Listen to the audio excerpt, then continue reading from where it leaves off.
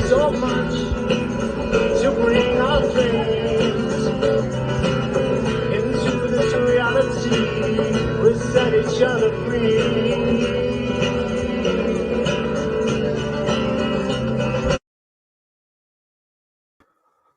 Oh, welcome everybody to early morning edition of Eagles Nest podcast. Normally we're night owls, but we have a little different schedule today. I got to get on the road here in a little bit. I'm starting a little tour. I'm going to be in a different state for the next 3 uh weekends. I'm going to be in the Ozarks and around in the Arkansas area this weekend. Next weekend, I'm going to be up in South Dakota speaking at the Star Knowledge conference, Star Knowledge 1111 conference, honoring Chief Golden Light Eagle. And the following weekend, I'm going to be in Florida, speaking at Zen Awakening Festival. Going to be hanging out there, and I'm going to be doing some workshops, and we're going to have our booth set up. We're going to have the books out there. I'm going to be doing book signing. Ella's going to have her new line she's going to be introducing out. She's going to have some limited supplies of the new line coming out, the Trust and Surrender line, clothing line that she's been designing, working on. So she's going to be releasing that at Zen Awakening officially. And yeah, I'll be speaking there and on the Middle Earth stage at 12 a.m. on Sunday. So the last day.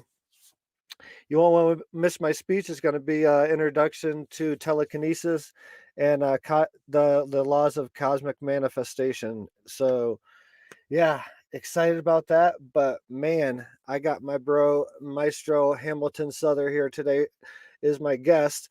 And one of the main topics we're going to be chomping on is end of life ayahuasca ceremonies or end of life psychedelic care, really for people that are terminally ill or know, if they have a date of their departure, to interact with these psychedelic medicines, these ancient sacred practices, and help them shift their viewpoint before that passing. So I recently had experience of helping a gentleman that was um that was getting towards the end of his, that has a date. He has 3 months left, and he has to do a ceremony. So yeah, that was it was very powerful, and a lot of lessons for me, and a lot of lessons for everybody involved. But very powerful, very touching, and very deep work. So we're going to be getting into that. I'm gonna ask him his opinion, and I'm sure he's done some work with it in the past too. So without further ado, I'm going to bring him on. By the way, this is a makeup from last night. We were scheduled for last night. We had some discrepancies, some miscommunication on timing. So we're here now with my bro Maestro Hamilton Souther, live from Cusco. Hey, thank you so much. It's a pleasure to be here. What's up, Drew? Hey, bro. Hey, super good to see you again. What's going Yeah, on? good to connect, man. Good to connect. Thank you so much. Yeah, no, sorry about that. We had a little time zone difficulty. I was traveling and I got it wrong by an hour. So super psyched to No, be here this early morning and glad we could do this before that incredible, travel you're going to be doing. That sounds amazing. It sounds like you got an incredible week coming up. yeah, this next one is just a celebration. It's a birthday celebration for a couple private. It's a private ceremony for some individuals, but celebrating a birthday. So it's vastly different from where I was last weekend. It actually it's the same. A lot of similarities. A lot of very deep, very touching, and uh, it almost felt like a celebration. This past weekend. So with helping this gentleman, you know, shift his ideas of death. And that's No. ultimately what we were the focus of this last weekend was. So. Have you ever dealt with anything? I'm just gonna jump right into it, bro. Yeah, uh, go for it. I mean, like, uh, there's no preamble, man. Just get right in there. yeah, so it was, it's been on my mind, leading up to the ceremony, me preparing myself for the ceremony, and trying to decide on what songs I would sing or whatever. But I kind of just get an idea of like how I was going to do it, and yeah, it didn't turn out anything like that. It was just kind of like a normal ceremony. It was more like it felt more like a celebration, more than anything. And it was just a very beautiful experience for me, and to see the medicine work on him and give him, and continues to, he updates me every day, of things that is still being revealed from the ceremony. So, yeah, just maybe curious of your thoughts on the importance of this. I really feel, me personally, my viewpoint is this work is some of the most deepest, most impactful work that we can do if we can start to shift the mindset around this passing on a collective scale. I think that's where we can really start making tidal waves in this work. Yeah, well, first of all, we have to unpack this end of life concept. And Yeah. sadly, first, I want to corroborate what you're saying about celebration.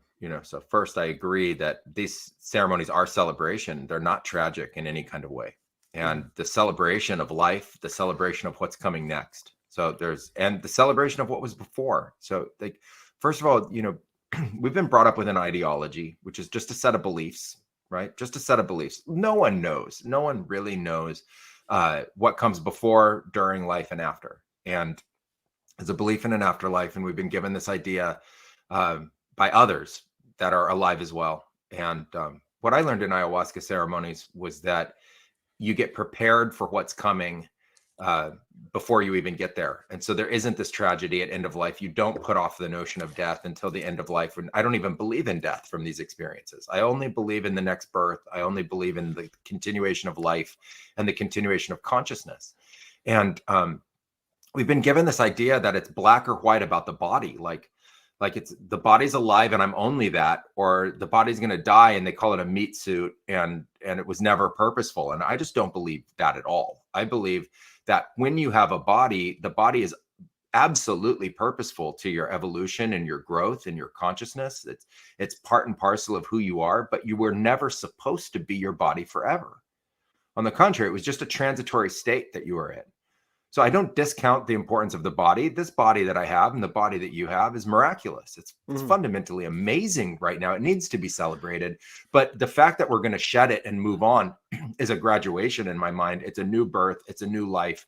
And right now, modern society and culture is built on the fear of death and the denial of it. People don't want to talk about it. People want it to be a tremendous tragedy. They don't want to embrace this greater mystical context to life itself. And so we get the situation where people are in this fear and we're encapsulated, and it's this, tragic concept about life, and death. And I don't see it that way. I fundamentally see that this is a celebration. I think that we have to move beyond this concept of being scared of death.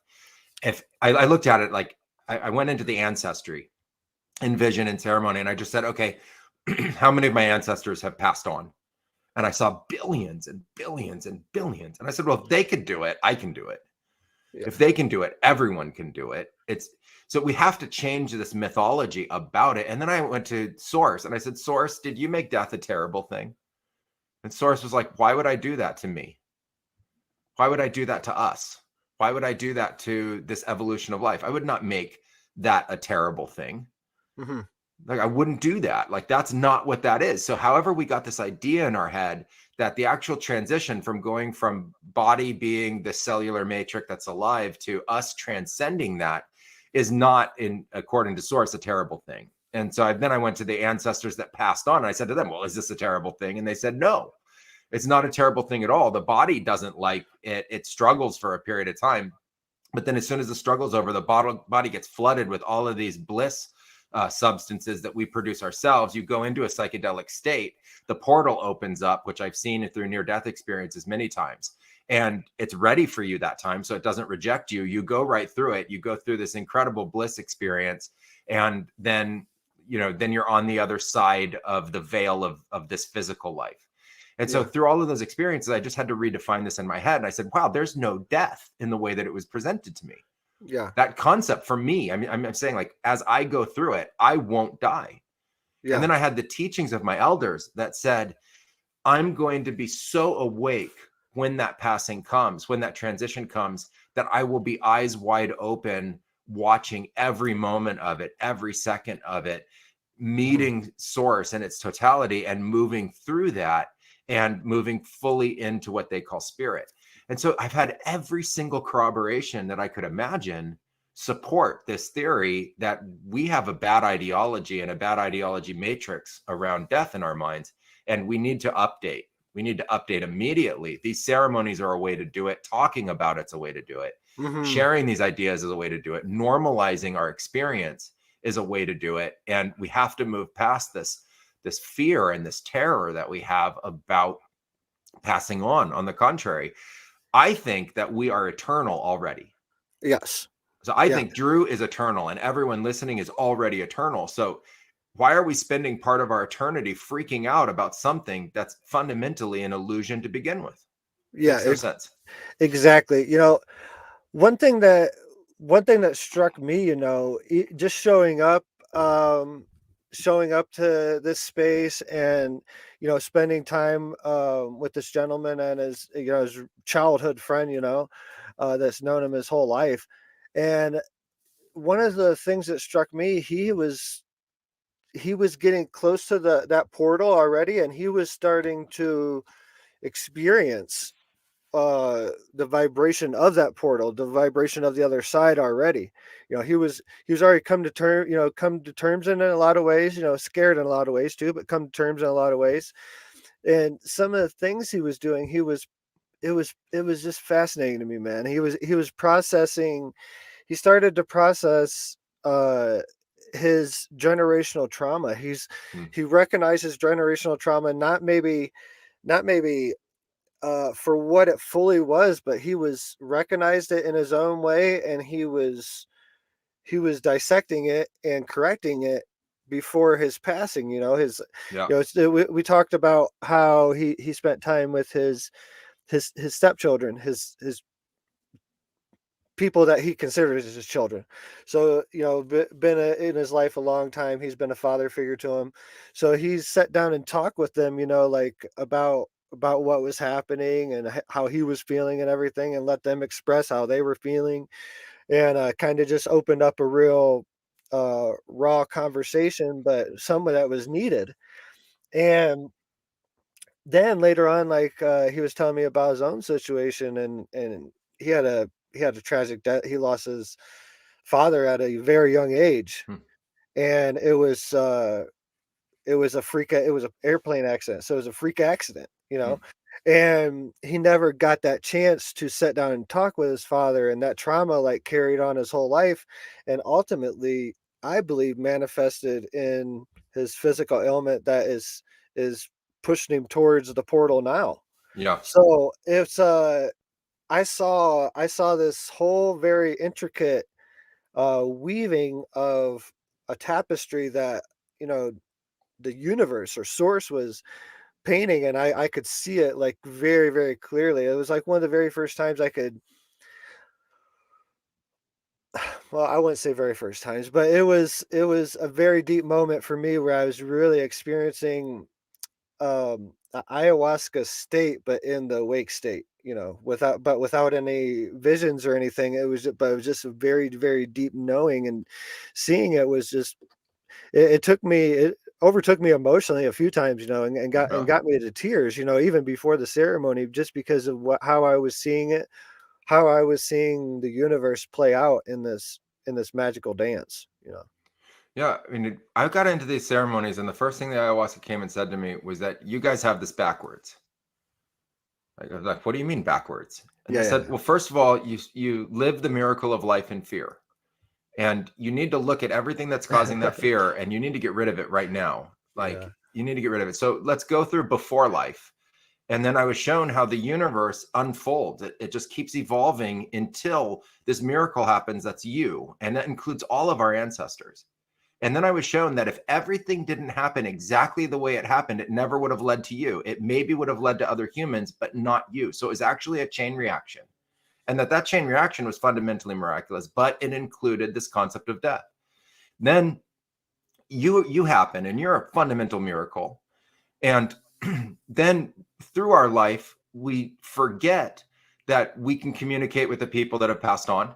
We can communicate with those. I call it a graduation. Those that have graduated life, they've lived the fullness of a human life, and they've moved on. We forget that we have the ability to connect and interact. And so then we live with the trauma of other people's deaths as like this great severance of connection and communication that we lose. And then the ayahuasca showed me, they said they're all right here. Everyone's here with us. They're just in a different vibrational state. It's not like they went somewhere else. It's not that these ideas of the afterlife is somewhere else. It's just a different dimensional state or a different vibrational state. So learn how to tap into that state, learn how to communicate, and learn how to have them with you all the time. After that, it was like I was in a soup. It was like the field of energy was a soup filled with their consciousness, and they were with me literally all the time. Couldn't get away from them. They were part and parcel now of like this swarm of energy that was in and around everywhere I went. They were part of every ceremony with me, and I felt no separation anymore. Then they said, you have to deal with your own mortality, right? You have to, otherwise you get this continuance of like chain reaction, like one death that turns to trauma ends up in a fixation and fear, and then you can never get past it, and that ends up manifesting different kinds of illnesses, and you know, it is this chain reaction. So they're like, first you have to now pattern disrupt that whole thing. You need to get in there, you need to bring in new vibrations, you need to bring in new icaros, you need to bring in new celebration, and you need to literally just flip that to, I'm not just a continuance of kind of the bad stuff that happened, but we're the creators of also all the good stuff. We're the creators of all the medicine energies. We're the creators of all the spirit energies that can support us and help us. And we need to get together and do that. And then they said, like, if Earth, then they said, you don't even know how to count time right. I'm like, well, what do you mean? What do you mean count time right? And they're like, dude, you're fixated on a decade or 2 decades or 3 decades. And then they opened up time into the future. And I just saw billions of years. And they're like, dude, you better get preparing for the next couple billion years of the existence of your consciousness. And I went, oh my God, I'm a baby. We're all babies. Like, we're infants. We're these babies that are part of this life. And we're going to go on for billions of years, like billions and billions of years. They're like, yeah, dude, you're not seeing this the way it really kind of like all unfolds. Most people, they say, get this once they actually pass on. Then they wake up and they go, oh my God, they go, we don't want you to regret all of that aspect of your life where you were literally counting this backwards. And I went, okay, let's update that. That was 15, 18 years ago for me. Yeah. You know, that was like 1,500 ayahuasca ceremonies ago for me. And no, it was wild early teachings that they showed me this because I was so scared of it, right? I was holding on so tightly. That then allowed me to now work with, you know, lots of people around the world dealing with this. They either have their own end of life experiences or they're dealing with what were the end of life experiences for other people. And then I think, like, it's not a one and done ceremony. This is not just let me have one ceremony and that's my end of life ceremony. Tick the bucket list. I did it. No, this is a process about learning, and it may take you 3, 4, 5, 6 ceremonies. And if you know that you have a terminal illness or you're going to now transition, I would do, if it were me, ceremonies all the time. I would go into training. I would go into preparation. If I knew I had 3 months, that's 90 days. I would do 90 ceremonies. Yeah. Like every day I would do a ceremony. I would go as big as I possibly could. I would awaken the portal. I would call it in. I would be getting as good as I could with source. I would be preparing this experience in its totality. I would embrace the consciousness. If I had fear about it, I would purge the fear. I would call on others. I would create gatherings around it. I would turn it into a huge celebration. Yeah. Dude, I would have dance, I would have music, I would have drumming, I would have chanting, I would be opening this thing. I would be calling this thing in, not calling in quote unquote death, but calling in all the support for this next evolution. Like, I didn't get that right before my birth. My birth, you know, when I come out of my mother and now I'm part of this earth, it just happens. Now I get to consciously be part of this transition. And I would celebrate that. I think it's a graduation. I think that only our ancestors who've lived a whole life and have actually shed the body have the total understanding of what life is. I respect them. I give them my absolute praise because they've faced all the fears that I've yet to face, and they've lived the totality of life that I haven't fully lived yet. And so, like I say, if I had 90 days, I would do 90 ceremonies, and I bet you those 90 ceremonies would get me another 90 days. And then if I did the, and I'd bring healing to it, I wouldn't be giving up. Yeah, no. I would not be giving up. I would be saying, no, let's extend the timeline. Let's give this as long a life as possible. But I would give 90 days into another 90 days into another 90 days. And I would continue to do ceremonies, and I'd be doing them every other day, every week as that timeline started to open up. And I would just get so comfortable with life and really embrace those final steps. Yeah, no, I totally agree. There's especially about the not giving up. If it's your time, it's your time, and embrace that. Trust and surrender to that moment. But there's technologies. There's Joe Dispenza's proven it. There's in our time frame here, and if we go back to ancient Egypt, there's guidelines, there's text, and there's a lot of information in ancient Egypt that tells you, for one, how to transfer your memory without losing it from one life to the next, and also to extend this physical body. Like there's technologies, directions for how you lay, different meditations, different states of consciousness that you can go into at the time of passing. And I shared all that stuff, and I think it's important, like all these technologies, like that, if we look back and we're like, oh, this is tied to death, this is tied to the death process and everything. Why is it swept under a rug, and all these other new guidelines around death are formed, and now this is the truth? All these other ones are folklore. That's just it's so backwards and so counterproductive for humanity. It pisses me off in a lot of ways, but in a lot of ways I trust and surrender to that process as well, and understand that this is a waking process, and this is part of an awakening process for some other people that I don't even, maybe outside my understanding. Maybe this is part of their awakening process for this to be part of the reality, part of the physical reality. One thing, this gentleman asked, what he should expect, and I don't know. I didn't write the book, but from my near death experience, I believe there's an immense moment of clarity that comes when the physical body stops. It comes on like a light switch. It's nothing like you don't see it. I didn't see the information. I just more absorbed into the universe fully, and felt everything on all senses, on all sensory scales, to exponential amount on all accounts. And that was the best way I could describe what would happen. And I said, I think that, when we close our eyes and our body stops, I think we kind of, after a few moments, we kind of wake up in the birthing process and starting this whole process over again. In and with a deep um case of amnesia, of spiritual amnesia. And I think if we go through this process, the end of life process, this is my theory. I think that we're shifting in humanity, and this is part of the process where we start to look at death differently, and we start to transfer our memory from one life to another, and start to build on that memory, instead of stop, restart, stop, restart, forget, remember, forget, remember. I think this is the point, in our existence. And I didn't eat breakfast this morning. You can hear it over the microphone, but you can. I think this is a point of the existence that we start to shed that part of it. This is an evolutionary path. We're not gonna turn into superheroes overnight.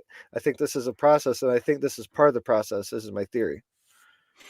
Yeah, I agree. I think that, first of all, unpacking this idea of ancient cultures having more knowledge about certain things than we have now is part of conquest. And we have to understand that these cultures have been taken over.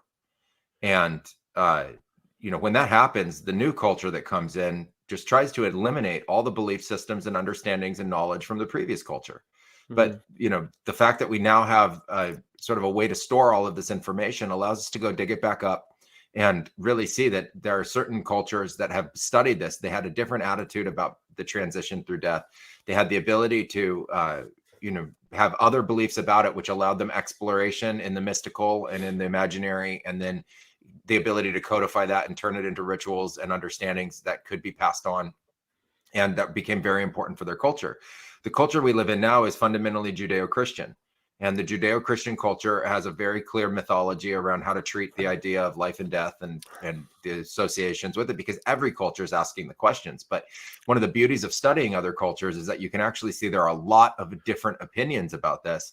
And I think a lot of other cultures have a much more sophisticated understanding and expanded understanding around death. And so if we want to go into the Egyptian cultures or the, ancient Chinese cultures, ancient, what would be now, Eurasia to East Asian cultures, they have a much more expanded understanding. The Tibetan cultures have a much more expanded understanding.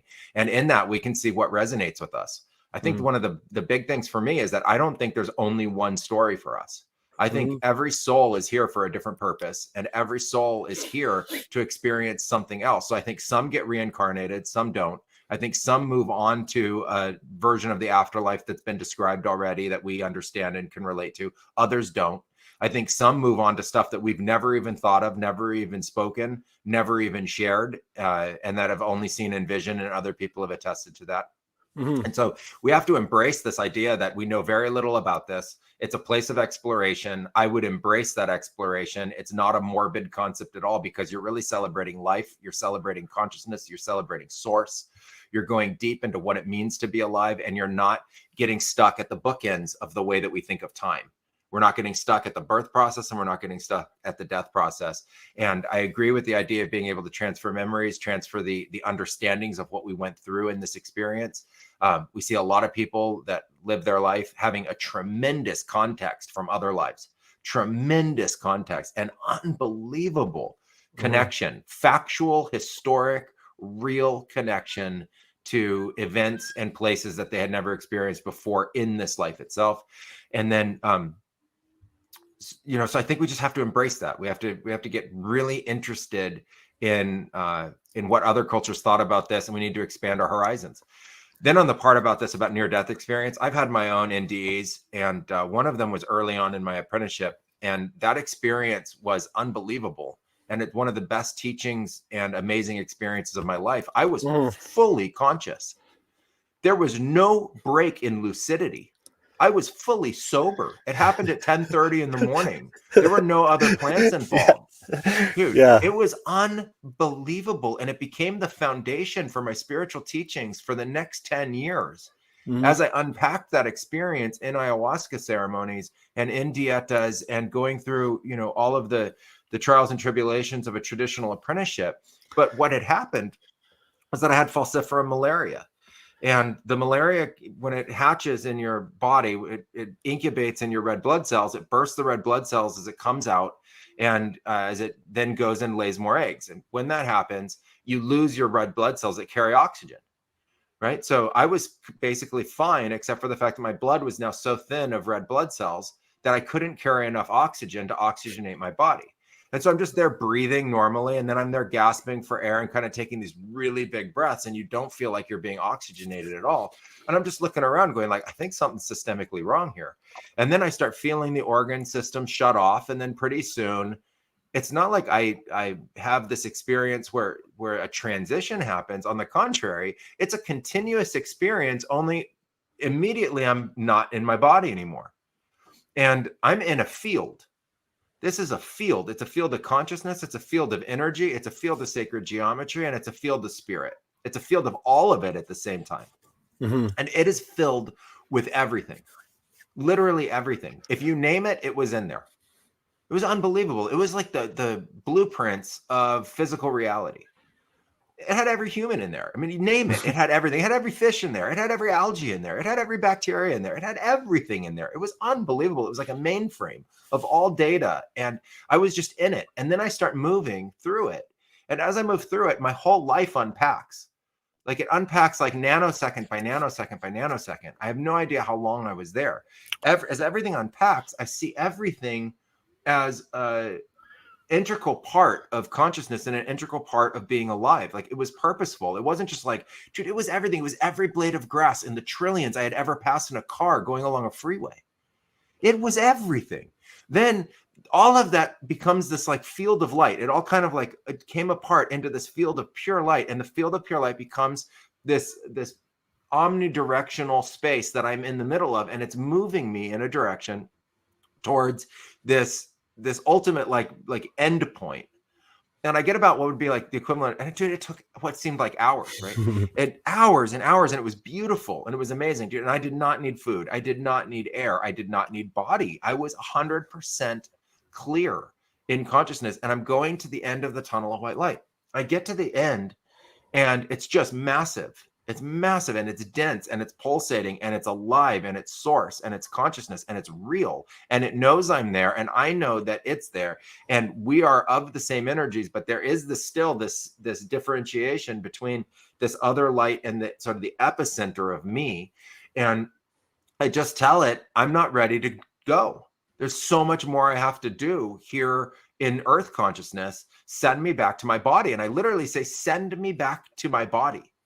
And out of the light forms into what looks like a catcher's mitt, like in baseball, only a little bit rounder and massive. And this was not a gentle thing. That light shoots out of that density, and it hits consciousness. It hits me.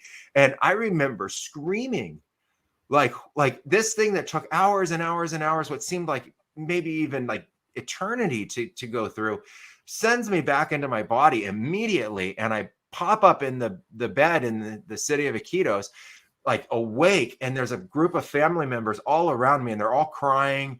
I'm dead. They think I'm dead. You know, I've been out for a long time.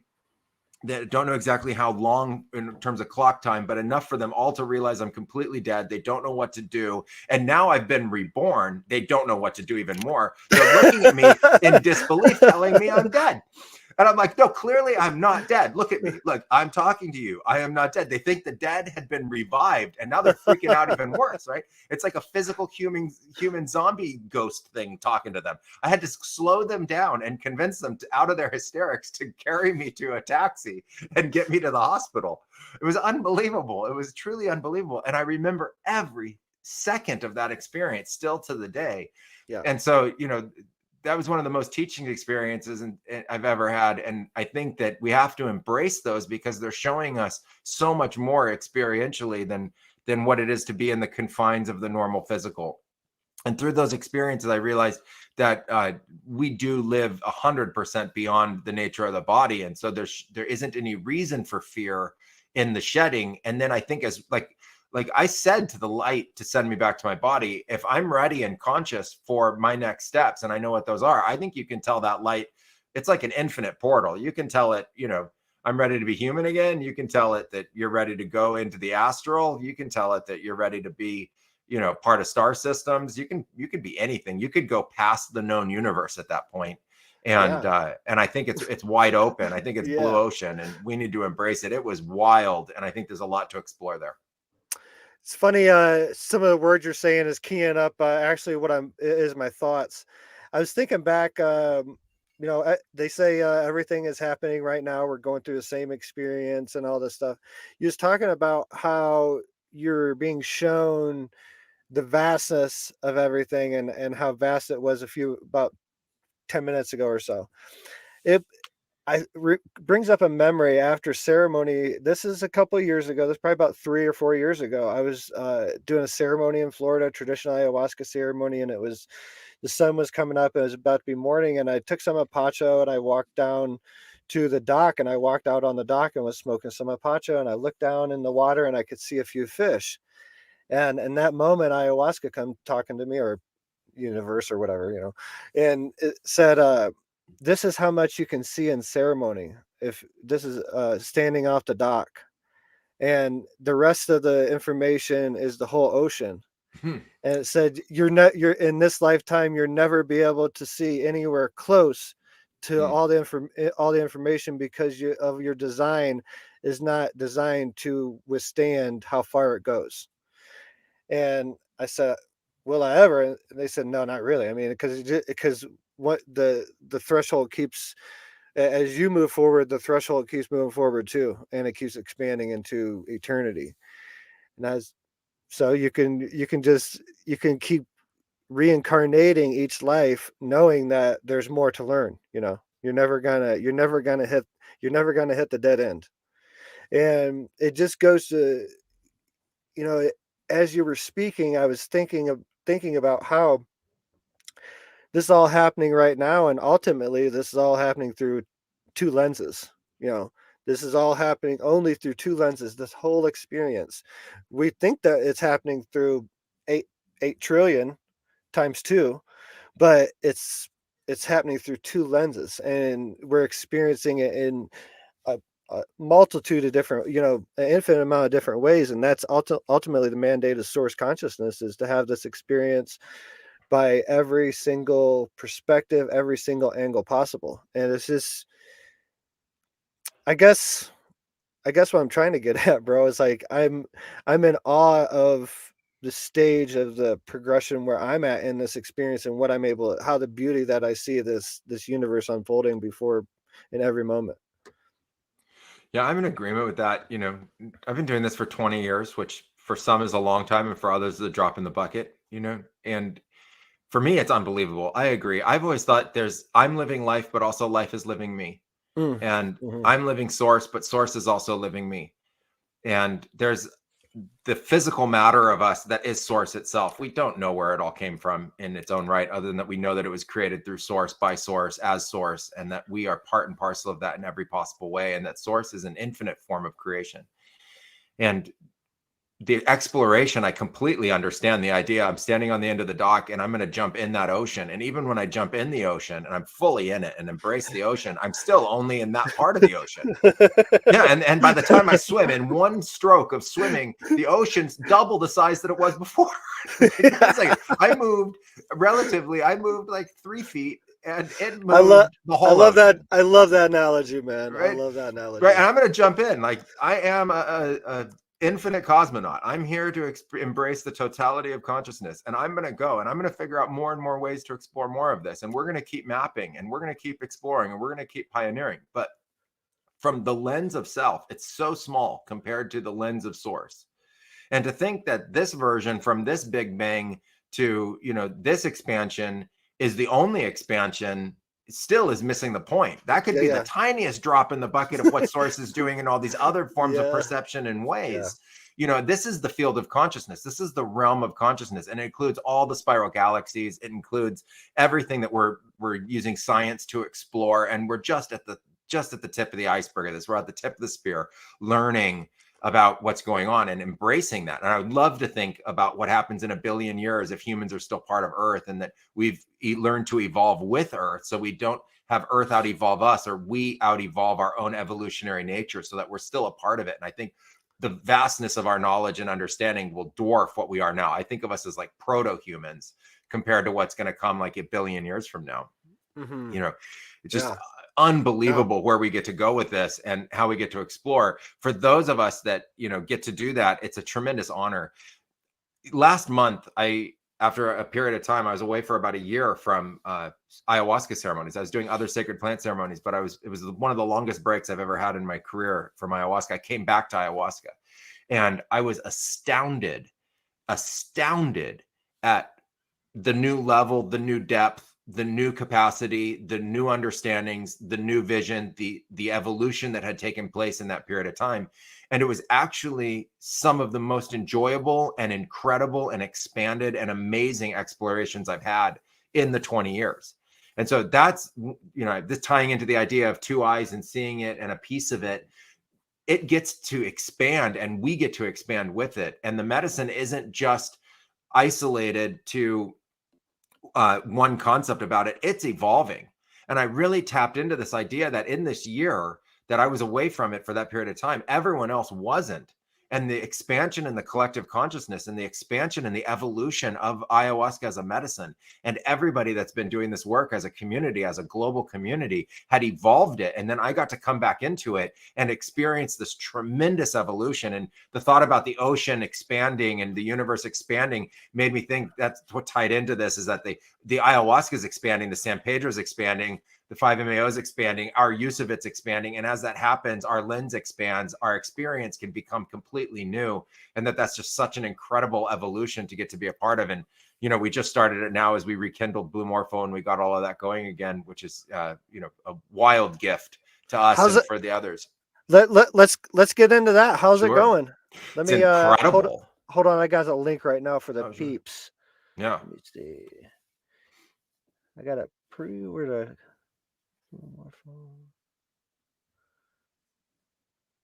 Nope, I don't see it. I'm gonna get it. Go ahead and start talking. I'm gonna go get your link. Okay. Yeah, well, I can just say it too. It's bluemorphotours.com. We just launched a new website, which is really cool. Yeah, opening Blue Morpho again has been incredible. You know, we started Blue Morpho back in 2002 before people had heard about, you know, these plants, especially the Amazonian medicinal plants and ayahuasca. There were only a few people in the world even talking about it at that time.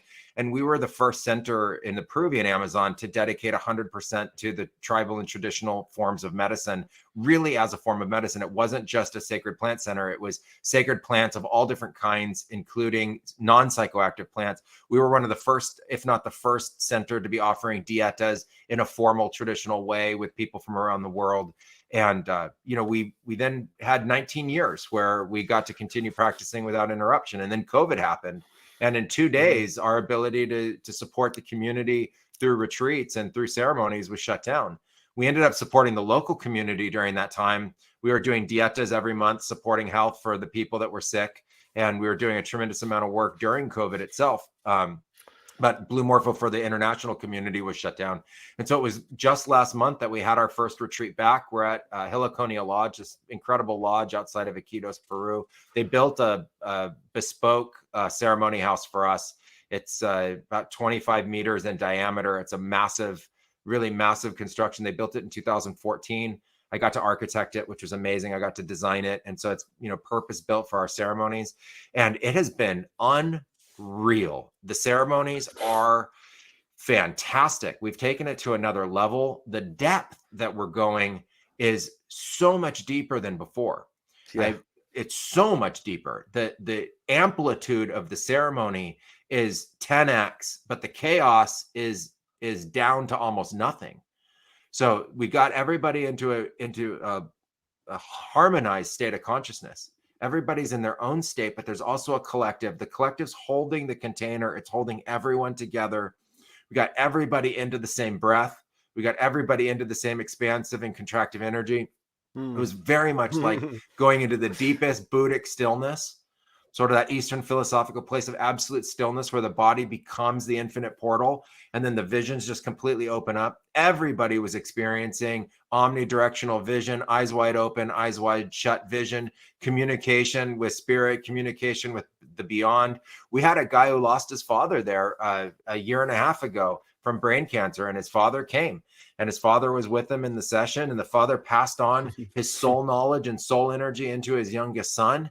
And then they were bonded and together from that moment going forward. People were having different kinds of physical healings that were just amazing, like knee replacement, heart transplant, eye transplant. They were coming out seeing better the next day. Their hearts were working better. The guy had sores on his body that were, you know, these big sores. In 1 day, 2 days, they were gone. And that's in the Amazon where you know, unbelievable humidity and things like that. Normally abscesses don't really typically bacteria and all kinds of bacteria and everything. Yeah, this was off the charts. And so all I can say is that a lot has progressed and advanced in the space since we had to shut down to COVID. And it's a true honor and a joy to be back at it. Now we have a retreat every month. You can check them out on bluemorphotours.com. And it's been an incredible, expansive time. And then in conjunction with that, we're now moving to having healing-based retreats and also elite consciousness training retreats. So for the people that are the, you know, real explorers and want to get into consciousness training and really learn how to use these plants and how to be able to self-guide their own sessions and get into how you communicate with and through the plants and take it to another level. We're now actually teaching and supporting and coaching, and that's a whole evolution for us. So you start a wizard academy, it sounds like. Pretty much, yeah. The Blue Morpho Academy is going to be teaching all of the wizards of the world how to step Wizardry, into yeah. their capacities, into their powers. Absolutely. Man, And we're sharing the knowledge now. that's a fucking commercial right there, man. Wow. I've been seeing the same thing, recently over the past, I say probably past year, I've caught myself checking on people more in ceremony, like asking them like, hey, do you need more medicine? Is it okay? And they'd be like, I'm definitely okay, because normally, there's some body movement to the music. There's, emotional releases in the physical, in ceremony. And I've been seeing less and less of that. So I've been catching myself like second guessing, the medicine at times, the work, like, what's going on? Like, what's off? And it's not anything's off. It's actually the exact opposite. They're so out of it. They're actually, totally disassociated with their physical self for moments in the ceremony. And it's becoming more and more, it's happening more and more in ceremony. And I believe it's a test to the fit, we're products of the earth. We're following the timeline of the earth and her progression. So, a lot of people say, we're already in the 5D dimensional vibration, the earth is. So I believe that's opened up the possibility for those of us that want to step through that, into that vibration, or pass in ceremony, or there's a lot less accounts of snakes and the archetypes that are normally surrounded around ayahuasca. Those are dwindling too in my ceremonies. They're becoming less and less and less, and there's more accounts of just pure light, pure vibrations, and deeper experiences past the traditional archetypes connected to the ayahuasca ceremonies and other plant medicine ceremonies. That's fa- Have you been counting that as well? Yeah, that's fascinating that you're saying that. That's what I was going to say. I resonate with that completely. And I think part of it is the point of focus is that as we move into universal understandings of consciousness and source, and we as the facilitators and practitioners are vibrating at that level, and we've embraced the transcendence of what I call the 3D 4D fixation, which is that like space-time trance that most people are in, and you awaken and then you go into 5D, you go into 6D, you start awakening that 3D 4D 5D 6D, and source really starts to come through. That the traditional archetypes and healing through those archetypes, which has an arc and it has a certain amount of fear in it and it has a certain amount of difficulty, those seem to be waning in terms of importance, and this purity of experience is really opening, and that source is really coming through in a very powerful way, and it's very stable. And I've been watching bodies, instead of having the difficulty and writhing and the pain and the suffering, having really easy purges. Mm-hmm. Like the purge when it comes out physically has been unbelievably easy. People still have some mental difficulty when they feel connected to some of the darker archetypes, and they're working their way through those. But this, really easy purge, the body becoming really still, the breathing becoming, like a breath every minute or every 2 minutes, like really just when the body needs it. And Mm-hmm. this like much more harmonious, much more stable, for me, much more beautiful as a facilitator, a much more beautiful kind of cohesion in the room itself. People able to take more personal responsibility, a much, much deeper trance. And through that experience, I'm seeing that in the depth of that trance, people are having even a more cohesive and kind of linear understanding of the progression of their visions. Yeah. It's like they come out the next day and they're like, no, I went into this, and then I went into this deep relaxation. I went through some nausea, and then the vision started to open up, and they have this real clear progression, and they're able to track the visions with even greater clarity. And they're in a really deep place. And I like that idea that they're moving beyond the connection with the body. They're starting to vibrate at a level and a dimensionality that's beyond that. They are definitely moving 5D, moving 6D in consciousness. And I think that is part of the Earth's awakening that you're talking about. And, Mm-hmm. we're, measuring it like the way people measure earthquakes. We're sort of the sensors that are checking this out and saying like, wow, this change and this evolution that's taking place for the planet is real. And the medicines are reflecting it in terms of the experiences, and people are having exactly what you're saying. And I think it's very positive. I think that this is an unbelievably Absolutely, positive dude. thing to move beyond those traditional archetypes. They have their place, but learning to be able to connect in this way that's even more relatable for international people around the world is the adoption and the growth that the community needs. I absolutely agree. And by the way, I want to point out that me and Hamilton did not plan us wearing a white and a black shirt today. It just kind of happened. I love how those things always always pop out, man. Like it's amazing. It really is. So what's you just got back from the States, and so what was, and you had you talked with you sat down with Aubrey. What else happened when you were in the States? You do anything else? Yeah, it was amazing. I had the opportunity to be able to see Aubrey again, which is always great. He's a great friend. It's a Hmm. real connection in the medicine for now more than 10 years. And so it was great to be able to have that and be on his podcast, which is a tremendous honor as well. Got to see what he was doing with Fit for Service, which is, amazing. And the people that were there, I got to meet a ton of people. Mm. And, I spent the entire time since COVID down in South America, and I really away from the the in-person interactions with people just simply because of isolation. And so to be back meeting people and talking with them and hearing about their medicine experiences was fantastic. And on this trip, I just got to meet about 100, 200 people and, connect with them in a deeper way and get to share with them. And I met a lot of people that are really interested in consciousness training now, which I found to be incredible. Like when I started this in 2013, 2014, I started telling people. In 2006, I wrote books on shifts in consciousness, and people are looking at me like I was an alien, like, what are you talking about, dude? Like, what is this? And the ayahuasca had accelerated my thought process and growth so fast in my early 20s that I just thought this was normal, right? I didn't realize it was going to take another 10, 15 years for sort of the collective to catch on that beneath all of our thinking, beneath all of our words, beneath our actions is a state of consciousness. And that state of consciousness is actually something that evolves.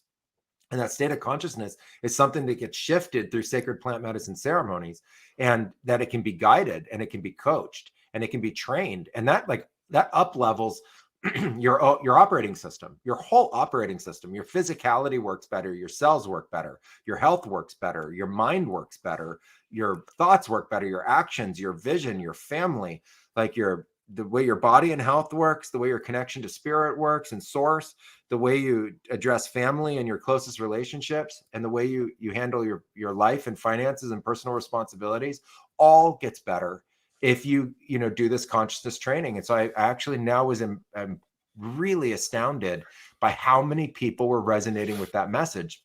And then I was blown away. I went to this community gathering. There's a lot of people from different communities there, and they all felt the same thing, that they've been called in the last 3 years, that it is mission ready time, that the mission for humanity, the mission for consciousness, the mission for awakening is actually on. And I've been waiting for decades for this to happen. I was wondering when this was going to happen. When were the societies and communities from around the world all going to come to the same collective understanding that it was time for this evolution to be embraced by us as a global species and as a collective and as this field of consciousness? And it was on. And so the message was really well received. I got to network with a bunch of people. It was a great trip, and it was great to see family, and just unbelievable gratitude for it all. Yeah, for sure. I was in Arizona just after you left, and man, the weather was amazing. We went checked out the Grand Staircase, and they got the condor. They got a couple condor families living in that area, so they got a condor viewing area, and it was really nice after leaving the ceremony to the end of life ceremony that I just did, to leave there and then stop by there and just spend time with the condors for a little bit and spend time in nature. Yeah, it was beautiful weather, man. Incredible. We were there by one day, and I'm so bummed and gutted that we didn't get a chance to be I able to meet up. That would have been I such know. a great place too, to be able to Yeah, meet yeah, up in person. yeah. I agree. It was a magical time. It was Hmm. the weather was unbelievably perfect. We were, Hmm. really graced by spirit in that space. And the Sedona area has such an incredible energy. Every time I go back, I realize that I would love to be able to do more work there. I think we should, embrace some gatherings that are taking place there, and really just, support the community in each way that this, a mission of awakening is kicking off. I'm just so excited about that, that we get to be a part of it. Like I've always said, this isn't a job, it's an honor. Oh And God, yeah. everybody gets to share it if they want to. You just have to be willing to get in there and start having the experiences and then sharing from your personal experience. It's really simple. It's have the experiences and start to share, and don't worry about the fact that other people may get it or not get it yet. They're going to get it at some point. This is a global movement, and the awakening is happening, and we're all part of it. And like I say, it's a tremendous honor. Oh, I agree. I 100% agree. One of the things that come up this past weekend, one of the exercises I do a lot of especially when I have small groups, I do an exercise where I show the energy coming off your meridian lines and how this meridian line is connected to your opposite foot and this hand's connected to your opposite foot, and kind of show them how the map of the whole energetic body is, and I do that with using a pendulum. And one of the questions was asked to me is like, how did this start for you? How did you come about this, and how did it start? And a lot of it, this in particular was after ceremony. I was watching my teacher Renato just playing with his pendulum, and I didn't even ask him what he was doing. I was just watching what he was doing. And the next day was a couple days later, I was at a shop and there was pendulums in there, and I put my hand up to the pendulums and just seeing if they had interactions, and all the pendulums like come off the rack like towards my hand. And so I got a pendulum and started messing around with it. But I think my point is, I think what me and you are, and a lot of us are, and on every scale, we're all of us are this thing. We show the next person what is possible, either through demonstration or just through observance, and then it becomes possible in their head, and then we keep moving forward and moving forward and moving forward. But it takes those people stepping forward to open up those new pathways and new or old abilities to be shown, and so other people can see them. So I think it's important that there's people that are able to step out the box at times, and I think that it's important for people to observe, and sometimes those observers are the ones stepping out of the box. And I think that us moving forward, I think that we need to keep open, allowing that anything's possible. There is wizardry, there is true magic in this existence. I know you've witnessed it. I've witnessed it, and it's a very sobering moment, when you see your reality crumble in one instant, and you have to rebuild. I think that's just a beautiful part of our existence, is able to see that reality crumble, rebuild, a reality crumble, rebuild in our in our lives. Our truths that we hold. You know, let's say I met ayahuasca when I was 36. So there was a lot of truths that I held that become totally obliterated in the midst of 5 hours, you know, and that continues to happen. That continues to happen over and over again, throughout my walk. Even since then, I've become reborn in a sense. So it's, even the people that have the rebirth in ayahuasca ceremony don't think that's the only rebirth you're gonna have. You're gonna, if you allow it, you could be rebirthed in every time you wake up in the morning, could be that same amazement. And that's kind of where I'm at in my daily walk now. My every time I open my eyes, it's almost like I'm waking up from the ceremony and processing new information each morning. I think that's the way to do this. I just hear that, we need to embrace openness. I Hmm. was in my early 20s. I thought I knew it all when I met ayahuasca, and I was shown I didn't know anything. I'd Yeah. been taught some information, and I had, come up with a bunch of ideas that other people had told me about reality. And I realized reality was a box of thoughts that I was inside, and they had just kind of opened up Jack in the Box, and there was no way to put it back in. And that started a very long exploration. I remember going into every ceremony, coming out of the ceremony and realizing I was in a new reality, that my reality had changed from going into the ceremony to coming out the other side. It was the same earth, but an earth that had evolved and changed. And I was a new person in it literally every single time. And I just surrendered the idea that reality was something that I could, call real and unreal. I just realized there's so many things that I was going to be introduced to and embrace throughout my life. And some of those things are factual and some of those things aren't. And when they're not factual, they're delusional. And you can realize that thing's a delusion and it doesn't serve us anymore. And we're not here for delusions. We're here for factual information and understandings.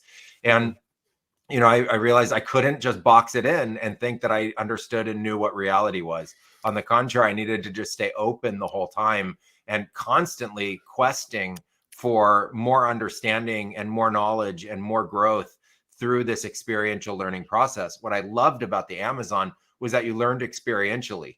It wasn't a chalkboard or a whiteboard with a teacher standing there or a video that I was learning information from. It was drink these plants and connect to something way bigger than you, way bigger than just the body. And then through that connection, they ask you the next day, what'd you get?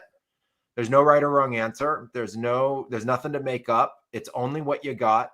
And it's your ability to express it. And that honed my ability to talk about it. It honed my ability to frame it in different kinds of thoughts. But the thoughts could never fully encompass what would happen because you would be in this multi-D field and you would be learning in real time, channeling directly from source and directly from nature. I think that, getting in this box about thinking that we know, everything is ultimately the problem.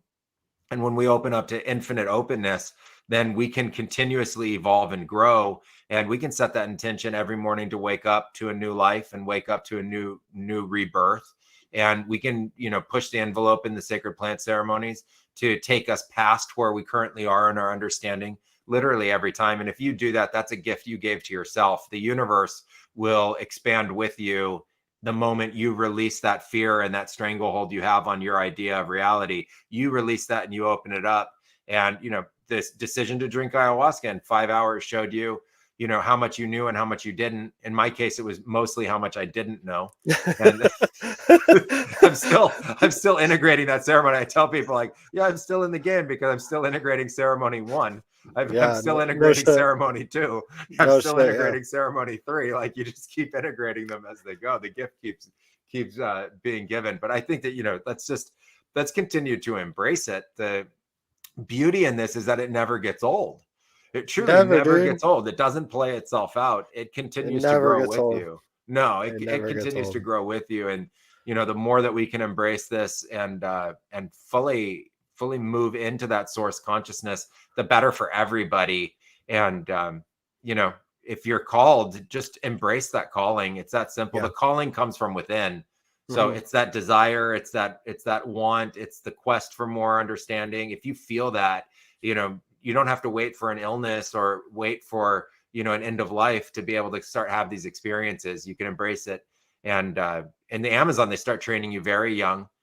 Traditionally people are trained between the ages of 8 to early teens when they start.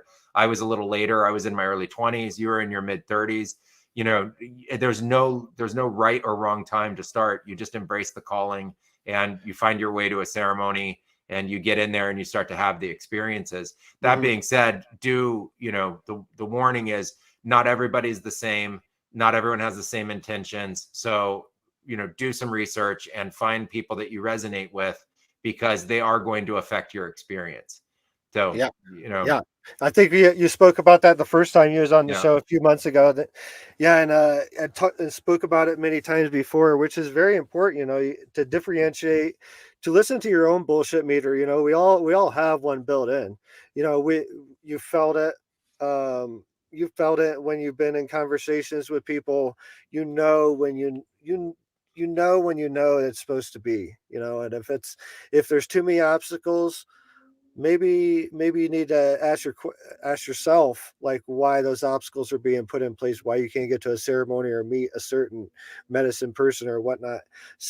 Now that doesn't say that there's a road bump that the medicine puts in place to see if you can get across it, but if there's a block, you need to differentiate between a speed bump and a roadblock, and that's there's a very distinct difference between those two when it comes to ceremony. I say all the time, like, there's a very good possibility you're going to get a flat tire coming to ceremony. There's a very good possibility, there's something going to try to keep you from getting to the ceremony, especially if it's, it, if the speed bumps are there. Lots of times the message or the experience that you're going to get in that ceremony is going to be a profound understanding. I can definitely say that some of my ceremonies are, run of the mill, working on certain things, and some of my ceremonies are getting very, very deep lessons or very, very deep messages. And there's some lighter ceremonies and there's a lot of heavier ceremonies. The heavier ceremonies, there's definitely seems to be, and this goes for speakers engagements as well. I travel around for speaking, conferences and festivals and things like that too, on top of ceremonies.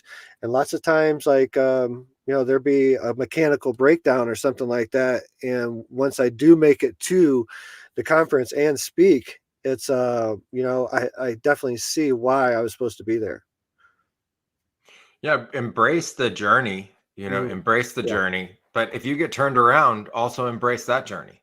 We Yeah. can't be just we can't be too fixated on just one concept about how this is all supposed to unfold, Mhm. right? I think it's much vaster than that. It's much bigger than that.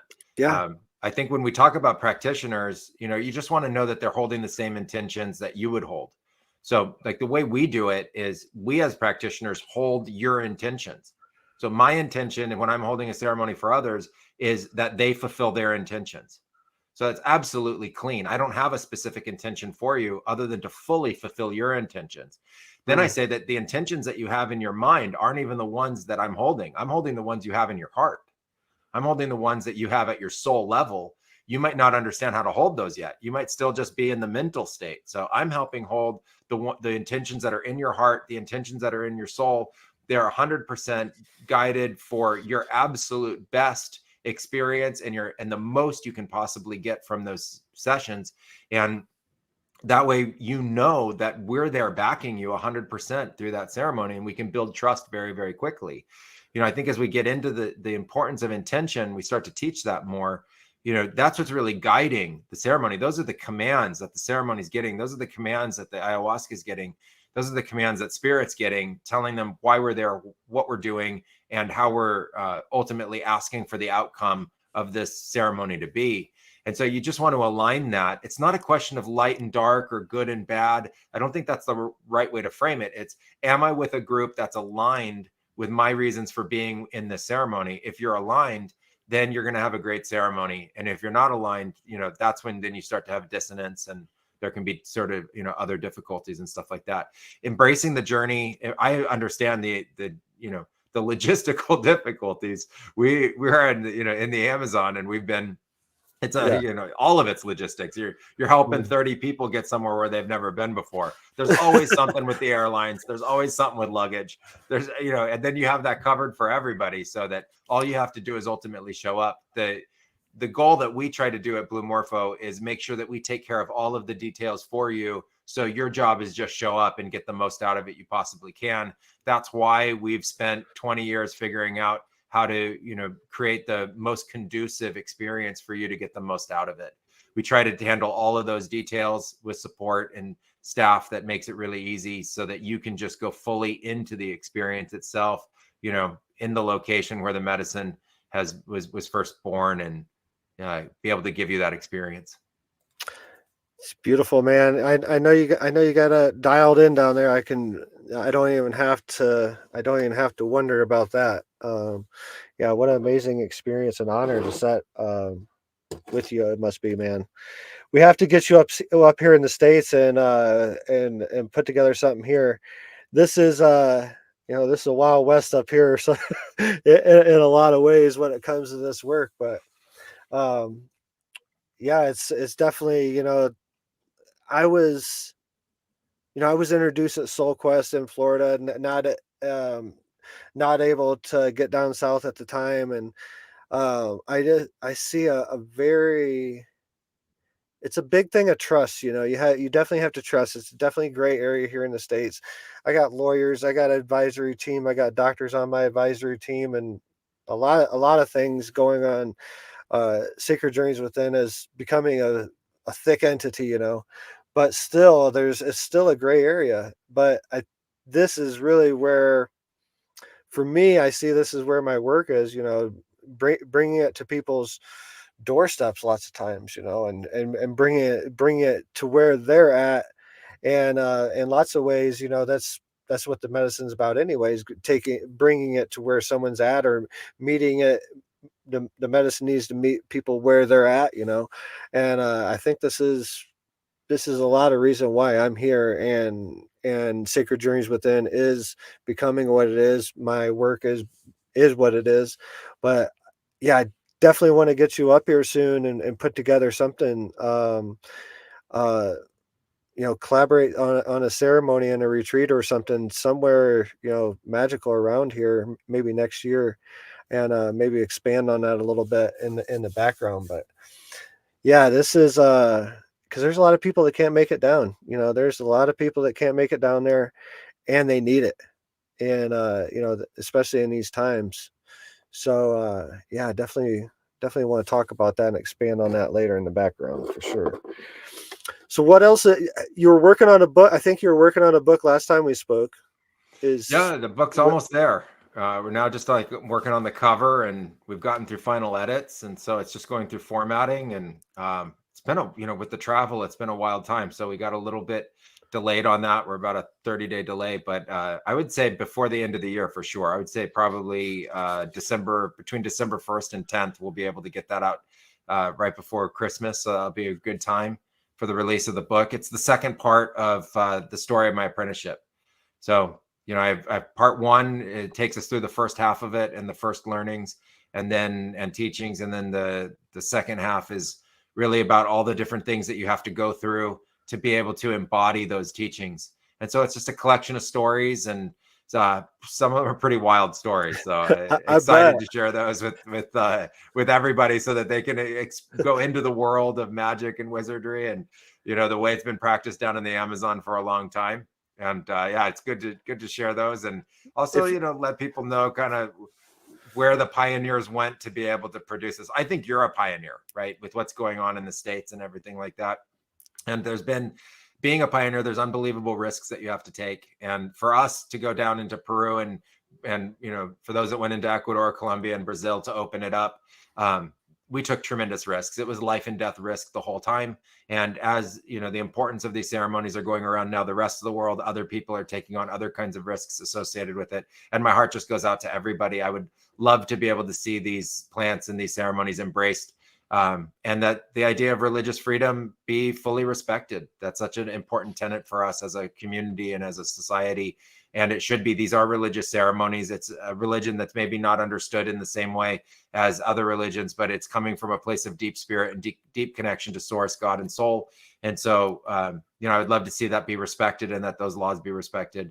And ultimately, I think that that's the way to share this. I think what's hard is that there's just such a differentiation in the West between religion and medicine, and they don't have that differentiation in Peru. In Peru, the local healers think that the medicines are part of spirit, and spirit is part of the medicines, and they think of spirit as your total energy. So it's not like the way we think of a ghost. It's like it's the idea of this total energy of this tree, or this total energy of this person and their body. That's their spirit. And you're treating, anytime you treat anyone with any kind of quote unquote medicine, you're treating their total energy. And so when that happens, you have this idea that you're connecting to source, you're connecting to nature, you're connecting to Pachamama, you're connecting to Mother Earth, you're connecting in every single possible way as part of that healing, and that Mhm. there is the ability for miraculous healing to take place. Yeah, And so yeah, that's what's going on. I would love to see that respected. yeah. Me too, man. I ultimately I got asked this question one time in a podcast. They're like, specific about ayahuasca. They're like, how much do you think is it hallucination? How much do you think is it spirit? And how much do you think is it man, what's that term?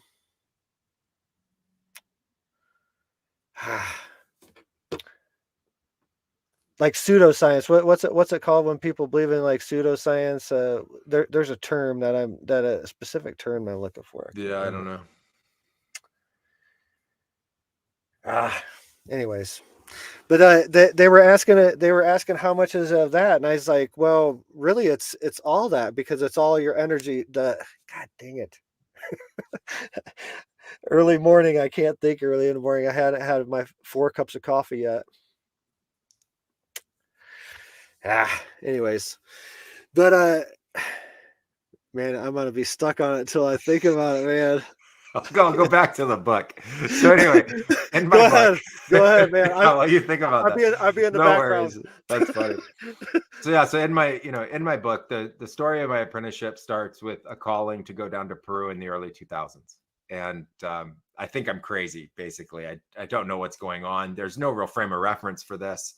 There's like some Castaneda books out there, and there's a few people who are writing about shamanism and stuff like that at that time, but I don't think like I'm crazy insane. I just think like this is a crazy journey to follow these visions, and that they're very prophetic. They say that within 90 days I'm going to find an apprenticeship, and then I'm going to ultimately be trained in an Amazonian lineage.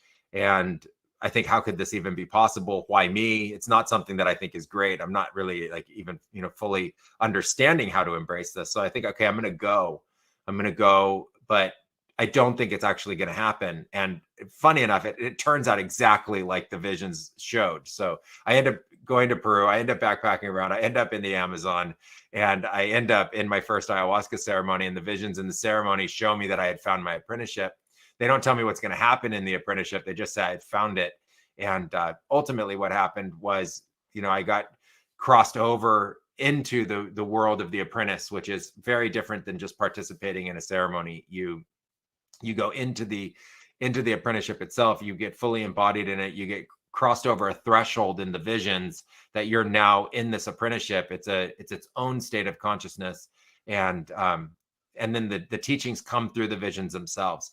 So the elders are there to help keep you alive and support you along the way, but ultimately it's your journey, and it's through that journey that you learn. And so in part 1 and part 2 of of my books that tell that story, I walk everybody through what it's like to end up in the Amazon and have those experiences. We go through the first exorcisms I ever did.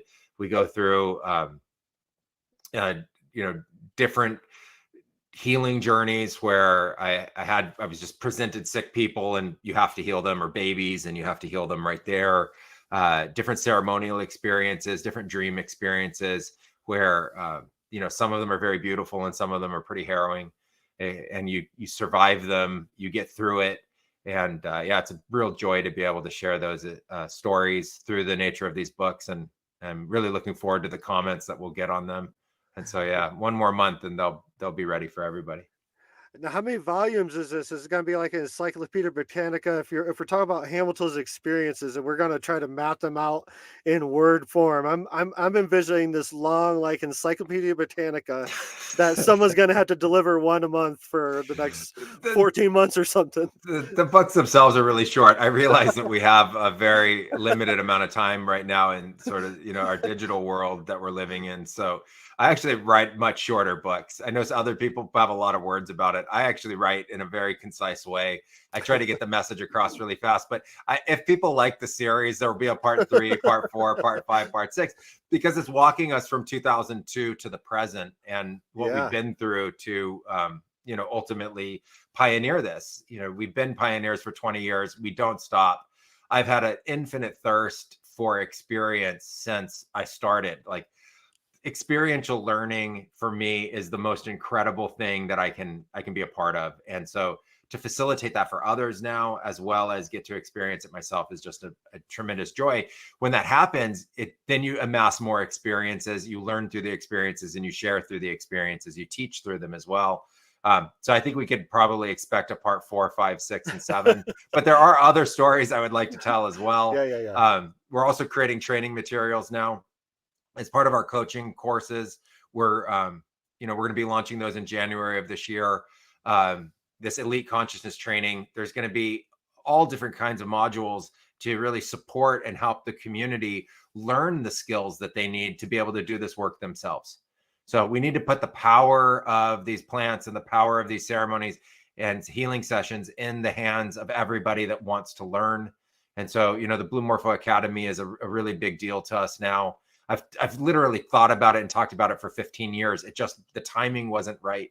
And I really do feel like the timing is right now. And so I'm really excited. I think that's the thing I'm most excited about is Blue Morpho Tours, the retreats that we're doing, this elite consciousness training and coaching, and then teaching people how to be able to hold their own psychedelic ceremonies, how to be able to hold their own visionary ceremonies, how to be able to work with different kinds of plant medicine, having it, not just be a curriculum of just one kind of plant medicine, but really many different kinds of plant medicine, how to work with them in a safe way, how to be able to share that space with others. And we're going to teach navigation, discernment, reality from delusion, facts versus fiction, um, the protective arts. A lot of people have been asking about, how do I stay protected? How do I stay safe? So we're going to start to unveil the protective arts so that you can know that you're going to have a safe ceremony. We're going to teach the container, how you create the ceremonial container for everybody. We're going to teach the idea of rhythms, chants, and ikaros so that you have the ability to guide and self-guide, and then put all of that into a progression that you can just walk through step by step and start to learn this. And over a few months, you're going to be able to hold your own ceremonies in a really safe way. You're going to be able to have this explorative experience for yourself and for others. And I'm just really excited to be able to share that. I think this is a huge gift that's going to happen now in the history of Blue Morpho. And that'll be volume 16 of our book series, but it's going to be courses. They're going to be online courses. We're going to have, gatherings that are online to be able to practice and share. We're going to be having online sessions and ceremonies to be able to practice and share. It's going to be experiential learning for everybody. And then we're also going to be having small group and large group gatherings where we're going to come down and let everybody share their practices with the group. And I think this is the next generation and next evolution of this for the psychedelic renaissance and for the growing community. Sounds amazing. So I want to shift a little bit from ayahuasca. You had before you went back down to Blue Morpho, you were actually up here in Colorado doing sacred work with cannabis. Can you expand on a little more on your work and what you were maybe some synchronicities that you found in between the ayahuasca work and the cannabis work? Yeah, I was looking after about 13, 14 years of ayahuasca practice and just training in the Amazon, which was, isolated to those plants. Our culture and our lineage was that we work with these plants. We don't work outside of that. I decided to, expand our horizons and go find all the visionary plants that people were working with and start to apply our techniques to them and see how much were the plants and how much were the techniques, and really understand, this combination between working with the plants and the work that we do ourselves. And I turned to cannabis as a medicinal plant. I had a motorcycle accident in 2010. I had sciatic nerve damage. I was in the States. I was away from ayahuasca. I know how to treat my own pain with ayahuasca and those medicinal plants, and I was away from it. And I was looking for another kind of medicinal plant. And so I was using cannabis as a medicine for pain treatment. And then I wanted to see and explore how much could we bring the techniques and tools that we have in the consciousness and in spirit to the plant, and not just consume it as a medicine, but also practice the medicine. And so I had an original exploratory journey that I've talked about as well, where for 5 to 6 hours, I just was taken on a mapping of the plant itself. I met the medicine of the plant, and the spirit awakened about it. And there was this direct communication with the plant the very first time I consumed it. And I just lay down in a really safe space and got really comfortable and went into this deep trance. And it was incredible. It wasn't like quote unquote being high. On the contrary, it was being completely lucid. I felt great. I didn't have any pain. And I went into this trance and everything opened up, very similar to ayahuasca, only it was cannabis. And there was different patterns and there was different colors. And I got taken through a history, about a 20,000 year history of the use of cannabis by humans, from cave people all the way through the different cultures, the Eastern philosophical cultures, the expansion of it as a medicine, 5,000-10,000 years ago around the world, to, then differing attitudes about that and propaganda about it, etc. And then different cultures and different tribes that had used it in the various ways, and the different aspects of our own culture and different, music groups and stuff like that use it in different ways. And I just saw kind of each one of these, one of these kind of evolutions of the plant in terms of the importance that it had for our society. And I wanted to awaken the evolution of it as a experiential visionary medicine. So Yeah. this was now the sort of what I thought of as the next generation work on the shamanism and the tribal uses and the understandings of it fundamentally as a medicine, and how we could bring the consciousness arts to it for very specific shift in consciousness. And what I really liked about the plant was that it was, I mean, it is difficult to work with, but it wasn't as, for me, as dangerous at that period of time as some of the other plants. And so it opened up to a very navigable space. You could get fully into it in a, very large dose and be very comfortable within that space and go on a very long trance. Like some of these edible journeys we were on were 10, 12, 14-hour journeys, punctuated by some serious vaping along the way, which, supported that experience. But you could go very deep into the trance state and into the spirit and into source and connect that way. And it was also more accessible for other people. And, the legality around it was changing in ways that there's a lot more places that people could use it as a medicine. And so I wanted to support people in learning the tools and techniques to be able to use it as a medicine. So what is, answering the question, what is conscious cannabis use? And what is spiritual cannabis use? And how do we transcend the just getting high culture to, using this in a very purposeful way for life improvement?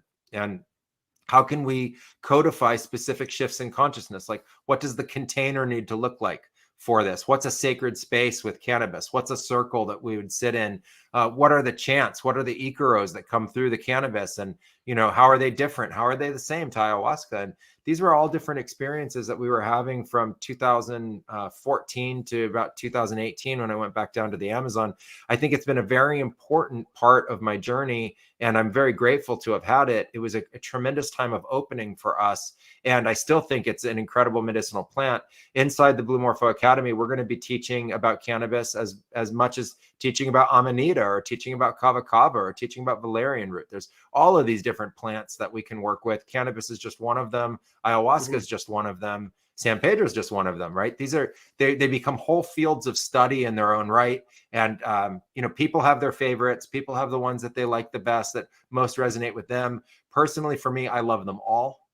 I literally love them all. I have an absolute love and compassion for all of these plants that are there to help support us and awaken consciousness.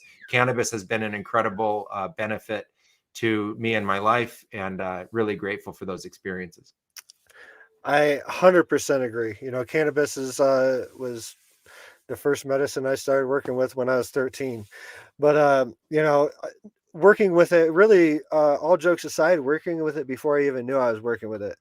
But the word I was looking for was placebo effect. Oh, the The, placebo the effect. the question come to me: how much is hallucination? How much is placebo effect? My answer was it's 100% placebo effect, because there is nothing else but placebo. If you're talking about the definition of placebo effect, my energy is really all we're seeing in a very raw sense of breaking down all the barriers, all the labels and everything. It's all you. And then you assign different archetypes to different, and then you assign different powers to different plants, so you can navigate this world.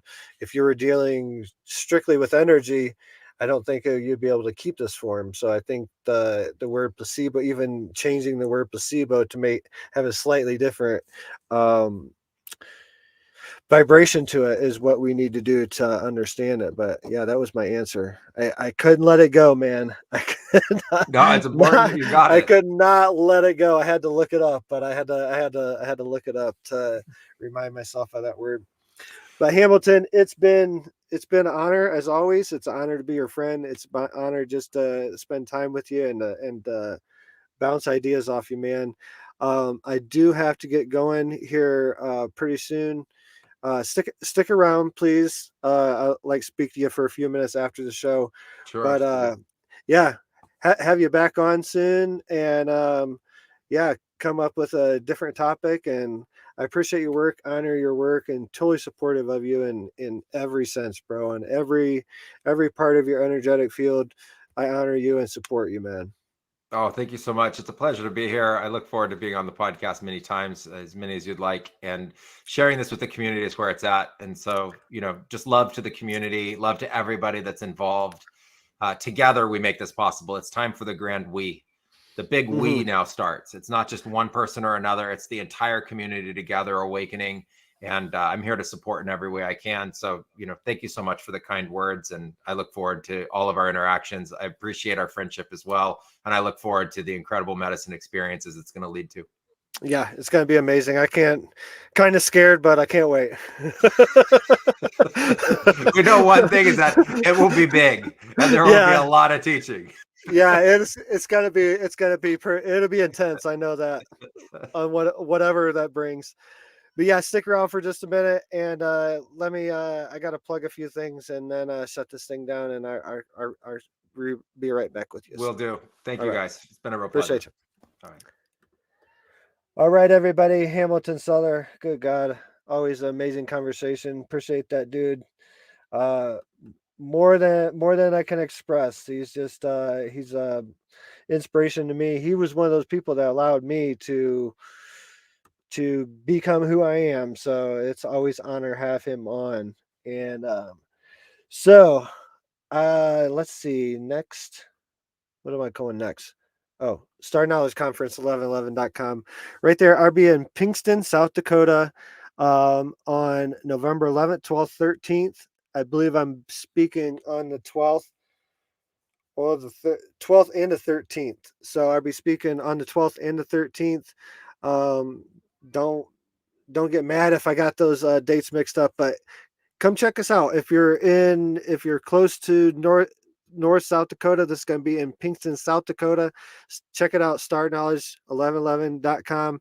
You can get tickets to be in person, and they just announced they're going to have digital tickets. So they're gonna be live streaming it. You can get tickets to see it from the privacy of your own home if you can't make it out there in person, which a lot of people can't make it to South Dakota in November. So but if you can't, if you're at home and still want to see us, we're Laura Eisenhower. Yeah, there's going to be a gentleman, I can't remember his name, but he's on the list. He's actually experienced stigmata. If you don't know about that, look it up. It's about when you have experience or memories of Jesus, and actually have physical evidence of those memories happening on your hands. So, yeah, we're going to be there in a couple weeks in South Dakota. Come check us out, or check us out on the interweb. And after that, we're going to be heading down to Florida to Zen Awakening Festival. Zen Awakening Festival. That's going to be in Orlando. You can check it out at zenawakeningfestival.com. The banner running along the bottom. There's still some tickets left. It will be sold out before it's time for the festival. It's on a lake. And it's still going on. It's in an area that Florida that wasn't affected too bad, and it's still going on. I've checked with the organizers. It's going to be amazing. I'm going to be speaking on the last day, so I'm going to be speaking on that Sunday. So I think that's the 21st, or somewhere around there, 20th or 21st. Anyways, that weekend of November 20th ish. That Sunday, I'll be speaking at 12 a.m. So check us out. If you're in Florida, come hang out. And yeah, I'm going to be doing a lot of workshops, one-on-one workshops and everything. So this is your chance to get some really intimate time with me, intimate conversations, and get those books signed. And if you don't have a copy of the books yet, I'm Perfect and So Are You, Find Your Inner Guru. We're going to have those in physical form there, and I'll be signing. So yeah, come check us out if you're in Florida. Get your tickets before they're sold out. And yeah, I don't think I'll be back. I don't have anything scheduled until after the New Year's. So from here until then, if anything pops up, it'll be a special broadcast. But look for us after the New Year. And if I don't see you before the New Year, see you next year. Appreciate you for supporting the Eagles Nest podcast. I am Drew Banke, filming live from the San Luis Valley in Southern Colorado.